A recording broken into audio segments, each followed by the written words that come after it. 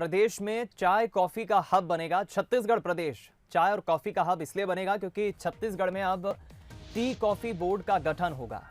इसके तहत चाय और कॉफी की खेती को सरकार बढ़ावा देगी, इसलिए इस बोर्ड का गठन होगा। कृषि मंत्री की अध्यक्षता में बोर्ड का गठन किया जाएगा। 3 साल में 20,000 एकड़ में खेती की योजना है सरकार की। जशपुर में चाय की खेती करने वाले किसानों के लिए ये एक अच्छी खबर है। मुख्यमंत्री ने छत्तीसगढ़ में चाय और कॉफी की खेती को बढ़ावा देने के लिए कृषि मंत्री की अध्यक्षता में छत्तीसगढ़ टी कॉफी बोर्ड का गठन किए जाने का निर्णय लिया है। किसान न्याय योजना के अंतर्गत टी एंड कॉफ़ी के जो उत्पादक किसान हैं उनको भी सहायता दिया जाना चाहिए। और उसके अलावा जो उन्होंने निर्देश किया है कि नॉर्थ में और साउथ में जहाँ का एटमॉस्फेयर और वेदर कॉफ़ी और टी के लिए उपयुक्त है, वहाँ रकबा बढ़ाने की दिशा में और क्या कुछ किया जा सकता है।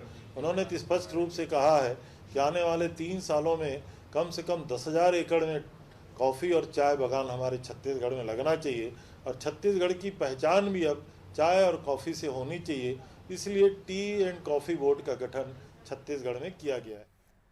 चलिए, इस खबर पर ज्यादा बातचीत के लिए हम रुक करेंगे विशेष संवाददाता मोहन तिवारी का, हमारे साथ लाइव जुड़ गए हैं। मोहन, एक बात तो साफ है, मध्य भारत की बात करें तो मध्य भारत में बस्तर और जशपुर छत्तीसगढ़ के ये 2 ऐसे क्षेत्र हैं जहां पर चाय और कॉफी की सफल खेती किसान कर रहे हैं। किसानों को भी इससे फायदा होगा ये बोर्ड का जब गठन होगा। क्या विस्तृत जानकारी?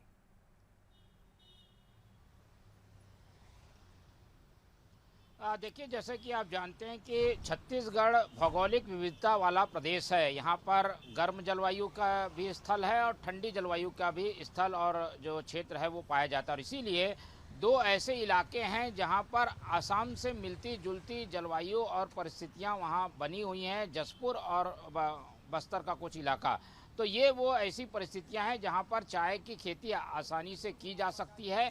और इसीलिए सरकार बनने के साथ ही इसके बढ़ावा देने के लिए काम शुरू कर दिया गया था। कुछ किसानों को चिन्हित किया गया था। करीब 80 एकड़ में फार्म बनाकर जो चाय की खेती है उसे प्रोत्साहित करने का काम किया गया था। तो अब उन क्षेत्रों में क्योंकि पर्याप्त संभावनाएं हैं और चाय की खेती जल्दी उत्पादन देने की क्षमता रखती है और वहां से उत्पादन के साथ उद्योगों को बढ़ावा देने का काम भी तेज़ी से किया जा सकता है, इसलिए एक बोर्ड के गठन की ज़रूरत महसूस की जा रही थी। तो उसे मुख्यमंत्री ने अब अनुमति दे दी है। इस बोर्ड का काम होगा कि चाय की खेती करे और उद्योग के साथ मिलकर इसके डिस्ट्रीब्यूशन का भी काम करे। और इसीलिए इस बोर्ड में कृषि मंत्री की अध्यक्षता रहेगी और उपाध्यक्ष जो है वो उद्योग मंत्री रहेंगे।